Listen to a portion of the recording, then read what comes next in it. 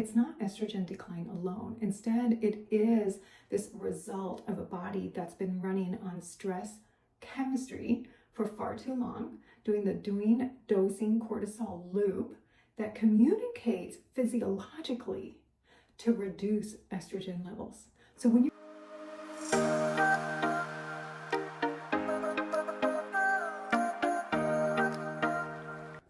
Hi everyone, Dr. Ellie here. Welcome to Arcanium Alchemy, or welcome back.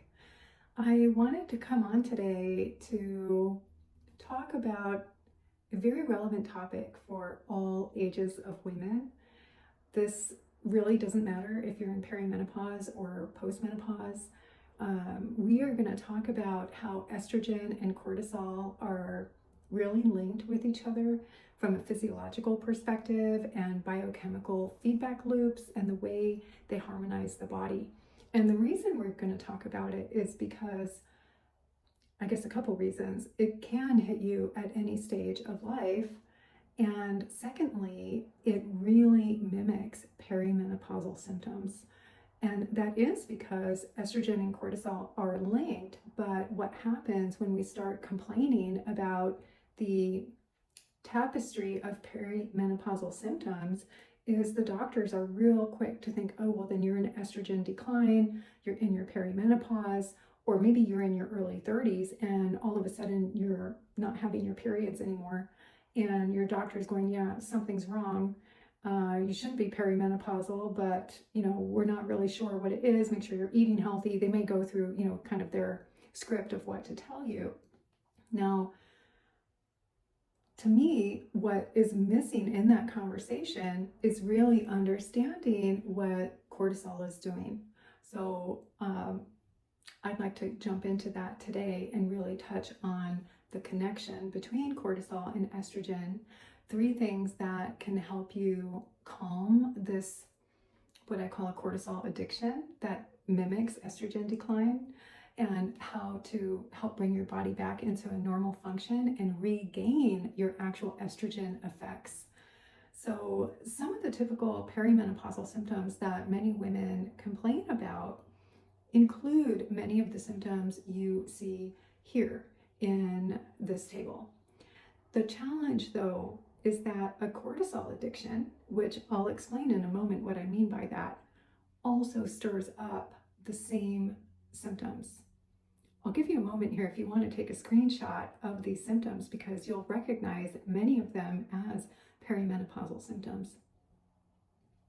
Okay, let's continue. So as I had mentioned before, the challenge is your doctors aren't trained to think about this cortisol looping effect. Although you will hear them mention things like reduce stress or learn how to manage your stress better. But really what ends up happening is they focus on your age and the cluster of symptoms and determine that you're in perimenopause pathology, meaning they're going to tell you that what you're experiencing is pretty normal for your age. So again, you might be hearing that if you're in your mid to late 30s, 40s, and 50s. Now, this can leave you feeling that there's not much you can do, even defeated after you hear the options are maybe birth control pills and antidepressants to help alleviate your symptoms. But I'm here to tell you that there's actually another approach, and I want to share what that is today. And it reaches beyond the doctor, beyond that perimenopause pathology diagnosis, and beyond even medical interventions, although you may decide to take that route, which is very, very okay. I'm not opposed to that, but I want to give you other tools that can facilitate your restoration back to what you used to feel, right? You definitely felt a switch happen, something flipped, something's not feeling right, and you're just wanting to get back to where you were before. So that's what I want to help you achieve and empower you with some other tools that do go beyond the doctor. So this approach has much more to do with female physiology and the types of stress women bring into their lives, into our lives, and we're unknowingly doing this because we've been told it's normal. But I'm here to tell you that your daily habits and activities may actually be the culprit of your symptoms, giving you an unknown cortisol addiction. that results in that similar tapestry of symptoms for perimenopause. Now, the good news about this is when you learn about this, it actually empowers you to learn and discover what you can do to bring your health back to a state of vitality, to a time when you didn't have to be so obsessed with your mental, physical, and emotional state of well-being. And I want to share how you can do that. I call this hidden addiction the Doing-Dosing Cortisol Loop. And it comes from the typical doings of daily activities and habits that many of us women have just adopted as normal everyday living. So, be kind to yourself as you hear me talk about some of these things, but just recognize that all of us have been doing this, probably at least the last couple generations, 2-3 generations of women. This is the way we've been operating. And I do think we are on a movement of change on what women want in their lives, because we're not feeling great and we do want to feel better. We deserve to feel better. So let's jump back in. I know I get a little side railed, so if you have seen me looking down, I did make notes to help keep me on track. Okay, so I want us to think about the engine fueling our back-to-back activities from the time you wake up to the time you're going to bed. What is that engine that's fueling all of this activity? I'm sure your day is filled with a lot of rushing around, getting to work, doing the work, all the constant emails, maybe answering phones, having back-to-back meetings, and you're probably barely taking a break to have lunch. So you may go hours and hours without a break. And if you do eat, you may eat super quick, and you may even overeat, and you may not eat the healthiest of foods. So really, you're spending the whole day rushing around, and then you're rushing to get home.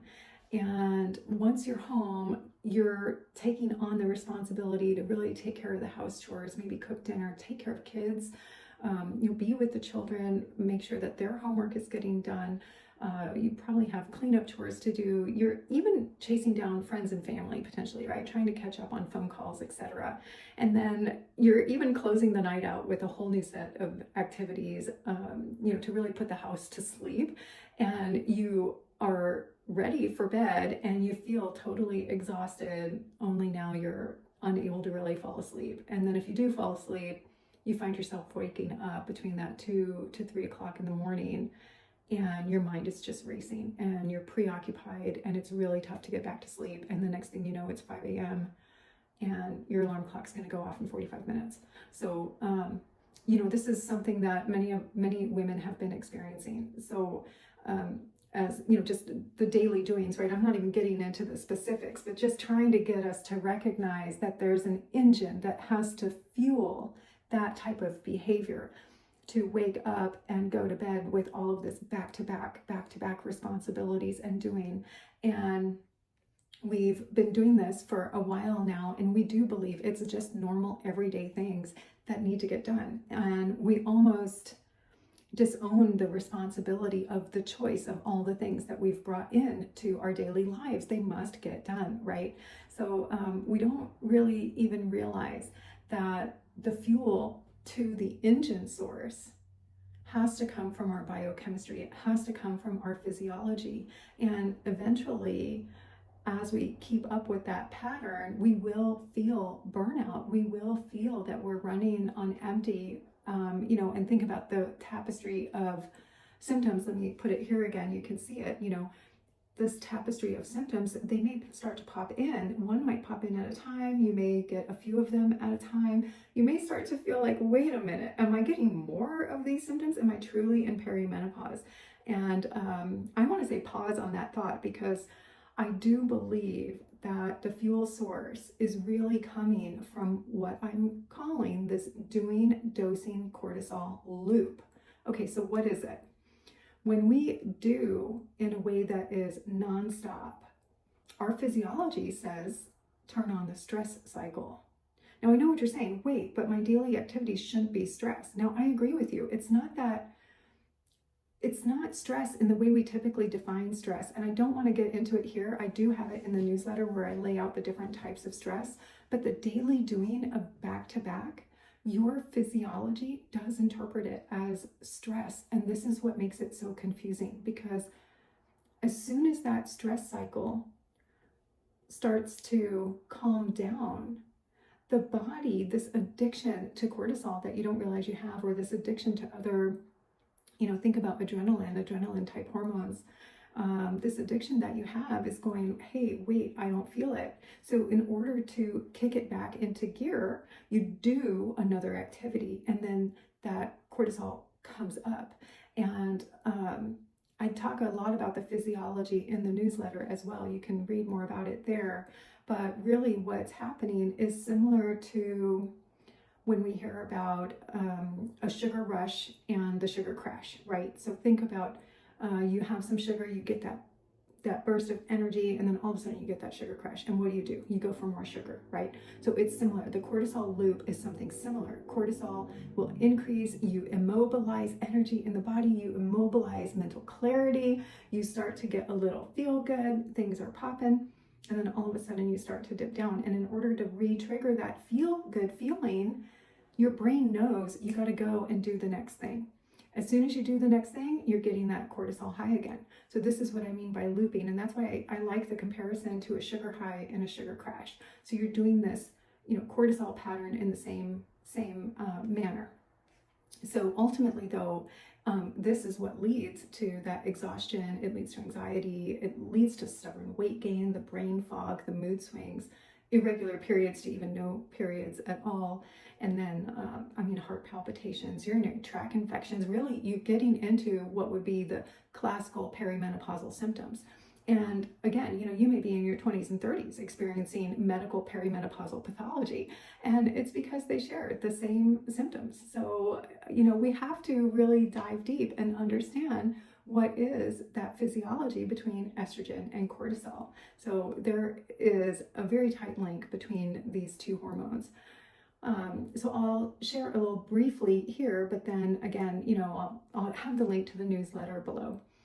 So estrogen and cortisol do have a very close relationship. In fact, they are partners in crime with each other. And for a woman's life, estrogen can prematurely decline in the presence of constant cortisol highs. This is a powerful relationship, and we have more control over it than we've been educated to believe. We've been programmed to believe that perimenopause has to feel like this slew of symptoms. These symptoms are seemingly instigated from estrogen decline, but it's not estrogen decline alone. Instead, it is this result of a body that's been running on stress chemistry for far too long, doing the Doing-Dosing Cortisol Loop that communicates physiologically to reduce estrogen levels. So when you're in this Doing-Dosing Cortisol Loop, you're actually communicating physiologically to lower estrogen. You're lowering your estrogen. So I'm saying that a woman can experience a premature decline in estrogen from this Doing-Dosing Loop. And the more we push through our activities, the more we drive through, the harder it is to actually recognize the cycle for what it really is, for this addiction to doing. And then it becomes harder to recognize how it's linked and related to estrogen decline, because you've probably been telling yourself you can push through it and you can keep going until something now really just feels wrong and you're really not getting any recovery. So, this is a really tough position to be in. So here's the thing. Your hormones are not pathological. We need our hormones. They are beautiful and they give us our vitality and our health. So we need to really understand how to bring our hormones back into harmony. And women, I know this is going to be so hard to hear, and this will trigger many of you to just not believe it. I was one of these women. I did not want to believe that I had to slow down my life, that I had to change the way I was making my choices every day. But here's the thing, our hormone harmony is so dependent on what we do every day. Every yes that you give away is either fueling one of two things: balance and restoration, or anxiety and burnout, leading to this turbulent state of perimenopause or post-menopause. Now, if you keep saying yes to daily doings by overworking and always being on, your body stays locked in the cortisol survival mode. Okay, you will stay locked up in that, and your estrogen does decline. It declines, and that type of biological environment, it has no way of recovering. It cannot. That communication is set in stone. It is what it is. It was designed that way to help you survive.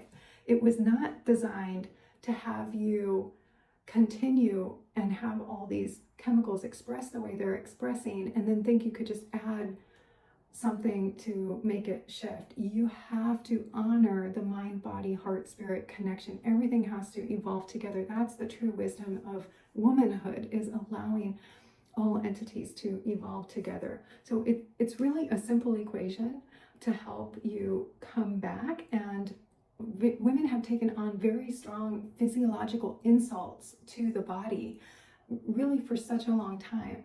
And it's hard to imagine that that's actually what's going on, because we've just been doing it since we were kids and teenagers, right? We've been told this is the way as a woman of, what you could do. You can have it all, right? You can have it all. And I'm definitely from that generation. And it's been, a very, it took me a long time to realize the changes I needed to make. And once I made them, I thought, oh my God, how come no one's talking about this? So that's why I'm here to talk about it with you. So firsthand, I've been through this firsthand. Okay, how can we get things turned around? You may need that medical intervention, and you have to really determine if you need medical intervention. What I mean by that is maybe hormone replacement therapy, bioidentical hormone replacement therapy, and that's going to be done through proper biomarker testing. Now, I'm not going to spend this video talking about that. I do get into it very heavily in the newsletter. I would love to have you join our community there. I am much more of a writer than I am a video maker. So these videos seem to challenge me a little bit, and I do tend to enjoy writing, and I can really get in depth and give you a lot of precision medicine science there.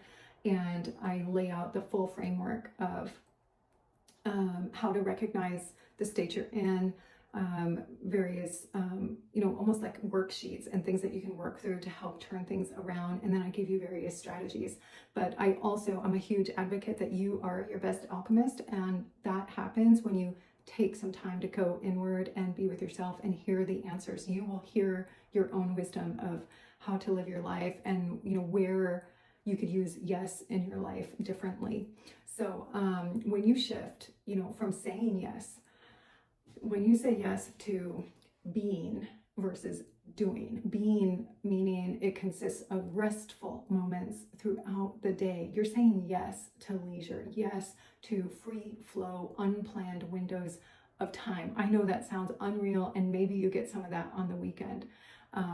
But you say yes to nature. You say yes to nutrient-dense foods. You say yes to movement that calms the body. So my favorite is Tai Chi and Qigong to help calm the body. I know many women, they're really told you have to do rigorous workouts, you have to stay slender and all of that. Really, when you move your body, it triggers other things, and you can be lean and strong doing calming movements like Tai Chi and Qigong. So I'm a huge proponent of that type of physical movement. And then, of course, the breath work and quiet meditation, and yes to true balance of doing and being. So trying to, be able to see and reflect, oh, I'm in that constant state of doing. How do I incorporate moments of being throughout the day? Now, when you do bring yourself into that shift, it's not long before your hormones will begin to recalibrate in that state. So your energy will start to return. You will start to feel better. You will have mental clarity without having to do something that's, feeling like acute stress. The weight of exhaustion and burnout, begins to kind of lift, and you're like, oh, I think I'm starting to feel some rest, and I actually have some energy to want to go do something. You feel more inspired to take action than forcing yourself to take an action. So, it's really important to recognize that your symptoms are speaking to you. If you fall into any of those classical perimenopausal symptoms, they are telling you that your body is adapting to a way of life that is not optimal, for you to survive in that way. And they're really trying to guide you. Think about those symptoms trying to guide you back to your center. So if you can, try to make associations, make associations with how certain activities make you feel. And then understanding that changing the way you say yes is not about doing more. I'm not saying do more in your life. No, it's really about choosing differently. You decide to choose things differently. Sure, some goalposts that you have in mind may slow down. It may not be next year that you hit that mark. It may be in 18 months or it may be in 2 years. But I tell you, to do it in the absence of all these perimenopausal symptoms feels amazing. It feels amazing. You feel so capable. You feel empowered. You feel your own vitality and radiance. If you're going to condense everything and do it in that year time frame, you do it with all these symptoms. And you have to admit, these symptoms preoccupy the mind and they bring all this fear into your life and anxiety over your state of health and really, are you okay? And so imagine if you just push the goalpost out a little further, and instead now you do it with a smile, you do it with inspired action, you have energy to do it, you do absolutely feel amazing. It forces us to rethink how we show up every day and how much we are aiming to accomplish in short periods of time versus maybe a slightly longer period of time. But, kind of securing our health freedom, securing our vitality and our radiance as women. I mean, we are the light of life. So, we have to come in with that idea. How do I keep lighting up the room? And that's nurturing the light within. So here are some simple things that you could do to turn this around. If you would like to go deeper, again, please, I put the whole roadmap and I put a slew of questions on how to actually do these things. The how-to is in the newsletter, in the March specific newsletter, which I'll leave a link to that specific newsletter in the below.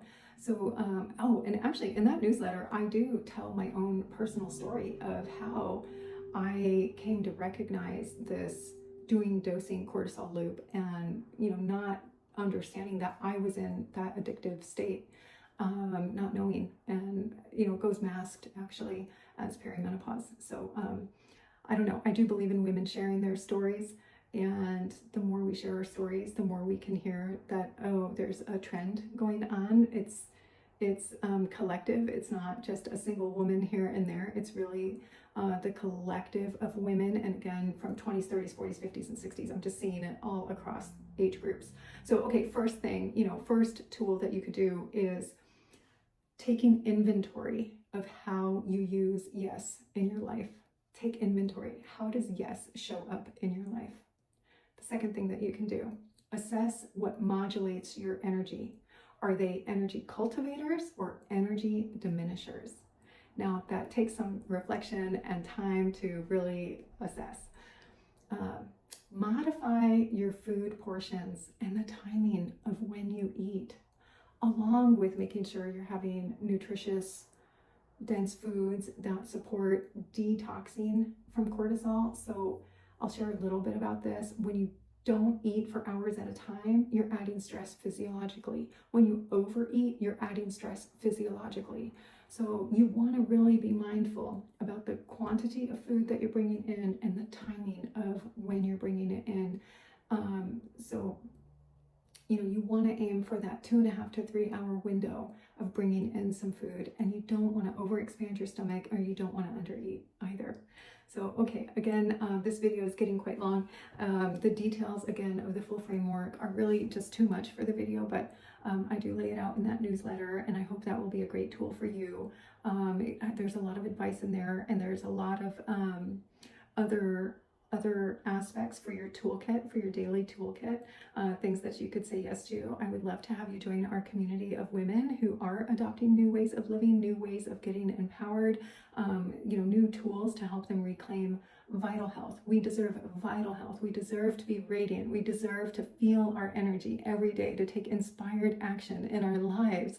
And I think too many of us have just felt so burdened and heavy with all these things that we should be doing, that we've kind of lost sight of what it means to flow as women, what it means to actually flow and receive all the abundance of the world around us. So I'm going to close with that. Thank you so much for your time. And I do want to wish all of you joy and love and peace in your life. And I'll see you next time.